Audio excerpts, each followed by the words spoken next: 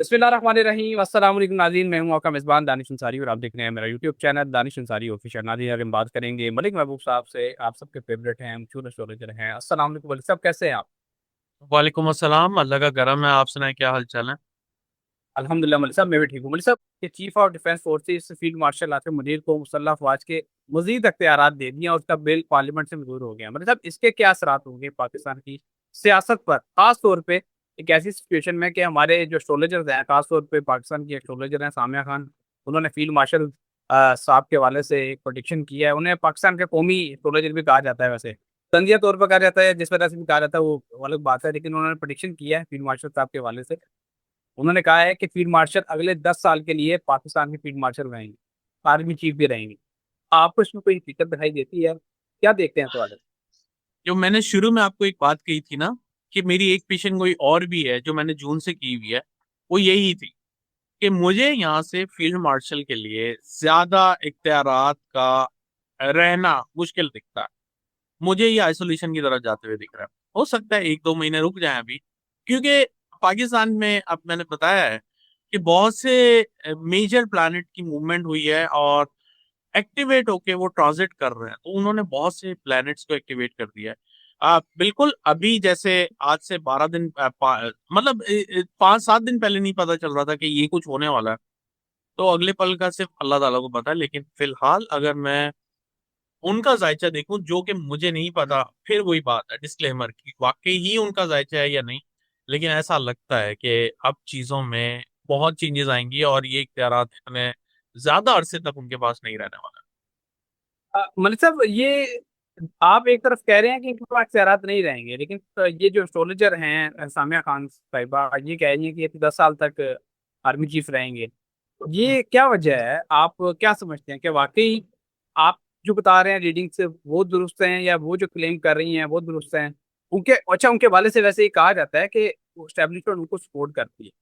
ये चीज भी मैं आपको बता दूंगा, सारी दुनिया जानती है, हमारे देखने वाले नाज़रीन भी उनके हवाले से जानते हैं। आप क्या इस वाले से कहेंगे? क्या वो स्टैब्लिशमेंट की सपोर्ट में आके ये बात कर गई हैं, या रीडिंग्स कुछ और बता रही हैं? क्या बताते हैं? देखिए, टू बी वेरी ऑनेस्ट, मुझे नहीं पता उनके साथ क्या चीज है, वो किसको फॉलो कर रही हैं, उनके बैक पे कौन है। लेकिन मैं, जैसे मैंने आपको बताया, मैं जो हूँ टोटली एस्ट्रोलॉजी को फोकस करके करता हूँ। ग्राउंड रियलिटी में मैंने कभी बात भी नहीं की है। और इसी वजह से अल्हम्दुलिल्लाह आप देख सकते हैं कि काफी हद तक जितनी मैं बताता हूँ वो रीडिंग्स जो है सही होती हैं। बाकी अगर आप ये पूछते हैं कि उनकी और मेरी क्यों नहीं मैच हो रही, तो ये तो वक्त बताएगा किसकी क्या मैच होती है। लेकिन फिलहाल के लिए ऐसा दिखता है कि उनके चार्ट में बहुत चेंजेस आएंगे हैं। या आप, अगर आप ये समझते हैं कि अ, सामिया खान की प्रिडिक्शन सही हो जाएगी, तो आई हैव नो क्लू कि वो क्या देख के बोल रही हैं। लेकिन मैं तो जो अवेलेबल डेटा है उसके हिसाब से कर रहा हूँ। हाँ, ये कर सकते हैं कि कुछ टाइम में जरा ये chaos सही हो जाए, देन हम एक वक्ती जायचा उनका भी खोल लेंगे। मलिक साहब, अभी आपने जिक्र किया है कि प्रेशर मुख्तलिफ जगह से आता दिखाई दे रहा है, और आज ही की सबसे बड़ी खबर यह है कि खान साहब को जब अस्पताल मुंतकिल नहीं किया जा रहा था, अदालत के ऑर्डर पर अमल पैरा नहीं किया जा रहा था, तो मौलाना फजल रहमान और महमूद चकजई और मौलाना नासिर अब्बास, ये सब लोग एक प्लेटफॉर्म पे इकट्ठे हो गए, जो बेसिकली अपोजिशन इत्तेहाद बनाया, और उन्होंने कहा कि हुकूमत को हम प्रेशराइज करेंगे। और इंटरेस्टिंग बात यह है मलिक साहब कि उसी वक्त ही जैसे ही ये इत्तेहाद बना, पार्लियामेंट में इसकी अनाउंसमेंट हुई, तो वज़ीर आज़म शहबाज शरीफ ने कहा कि मैं आपको मुज़ाकरात की पेशकश करता हूँ। यानी कि हुकूमत इतनी प्रेशराइज है ये सारी सिचुएशन से कि फौरी तौर पर वज़ीर आज़म ने मुज़ाकरात की पेशकश कर दी। लेकिन मलिक साहब, मुज़ाकरात की पेशकश तो पहले भी बहुत सारी होती रही है, क्या इस पर कोई अमल भी इस मरतबा आपको होता दिखाई देता है? देखिए, वो आपने बड़ी अच्छी बात की है कि 3 साल में पता नहीं कितनी दफा मुज़ाकरात हुए, खत्म हुए, और फिर एंड में बोलते हैं ऐसा कोई बात ही नहीं थी। तो मैंने आपको कहा है, राहु का इन्फ्लुएंस बहुत है अभी भी। ये जो हमें कुछ दिख रहा है या दिखाया जा रहा है, पीछे कुछ और बन रहा है। पीछे खिचड़ी बन रही है, बहुत बड़ी खिचड़ी, बल्कि बिरयानी बन रही है। ये बिरयानी डेफिनेटली पाकिस्तान की अवाम की फेवर में आएगी। ये मैं अवाम की बात इसलिए कर रहा हूँ, काफी लोग बोलते हैं पाकिस्तान के लिए, पाकिस्तान के लिए, पाकिस्तान के लिए नो डाउट बहुत सारे मतलब एजाज भी मिले, बहुत सारी चीजें इनकी फेवर में भी है, लेकिन अवाम के लिए कुछ भी नहीं हुआ। मुझे यहाँ से बहुत चेंजेस दिख रही हैं। ये लास्ट न्यूमरोलॉजिकल अगर हम देखें तो नंबर 9 का ये लास्ट साइकिल चल रहा है। तो देखें, ये चेंजेस इतनी आसानी से नहीं होंगी, या यूं समझें कि इतनी प्यार मोहब्बत से नहीं होगी।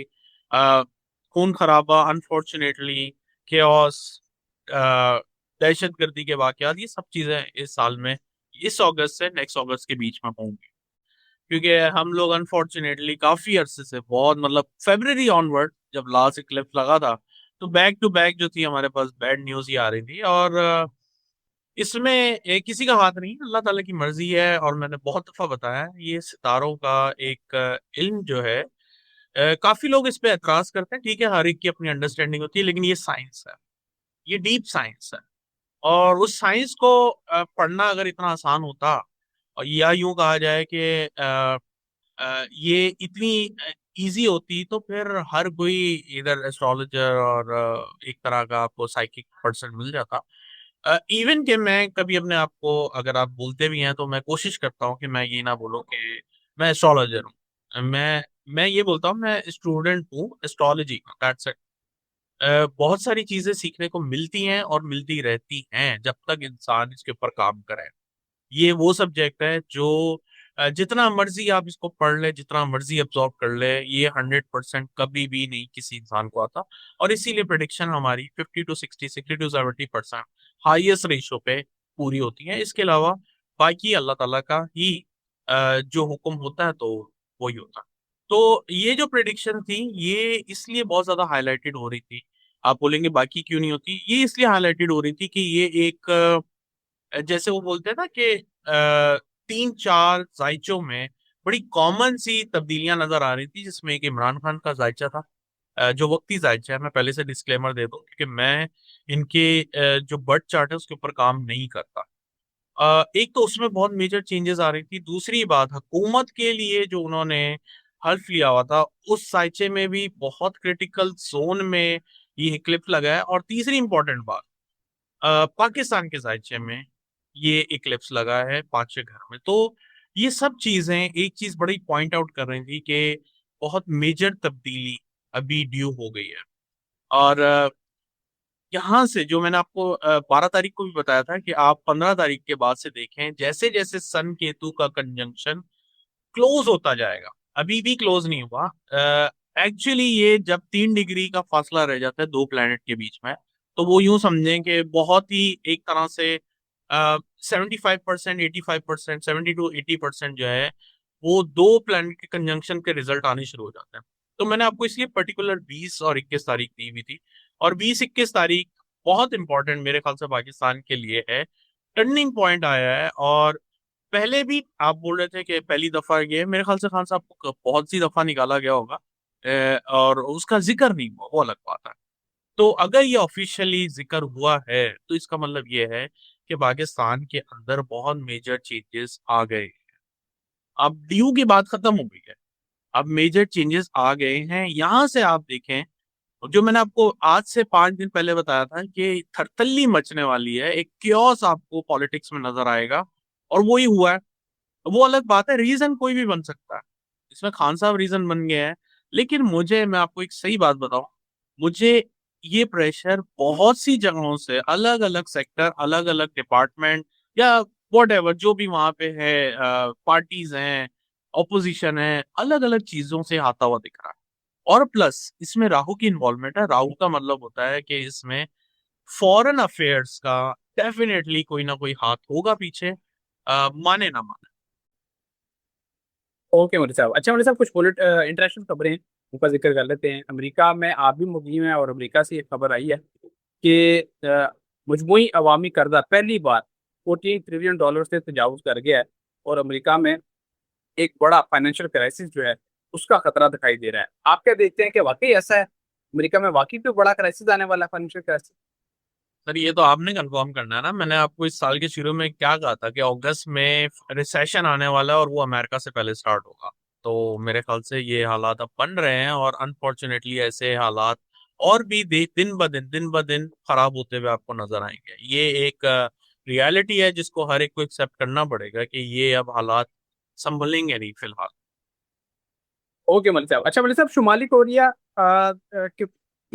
के पास जो है ना, डोनाल्ड ट्रंप ने क्लेम किया कि जो नॉर्थ कोरिया के पास 60 जो है वो एटमी वार हेड्स हैं, जबकि शुमाली कोरिया ने क्लेम किया कि हमारे पास 150 वार हेड्स मौजूद हैं।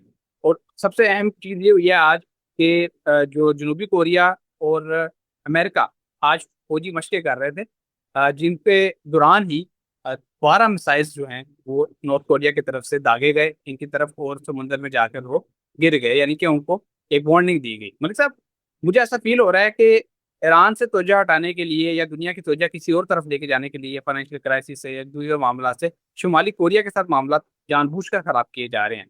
क्या अगली जंग शुमाली कोरिया के साथ हो सकती है? कोई कोल्ड वार होती दिखाई दे रही है? क्या देखते हैं इस बारे से? देखिए, मुझे शुमाली कोरिया का तो नहीं लगता, लेकिन मुझे ऐसा लगता है ताइवान और चाइना बहुत बड़े हॉटस्पॉट बन गए हैं और बहुत जल्दी आपको वहां से न्यूज मिलने वाली है। शुमाली कोरिया और इनका अभी इतना मामला नहीं दिख रहा। ये वही वाली बात है कि सीधा दिखा के उल्टा मार रहे हैं, ऐसा है कुछ भी नहीं फिलहाल। सितारों में ऐसा मुझे नजर नहीं आता।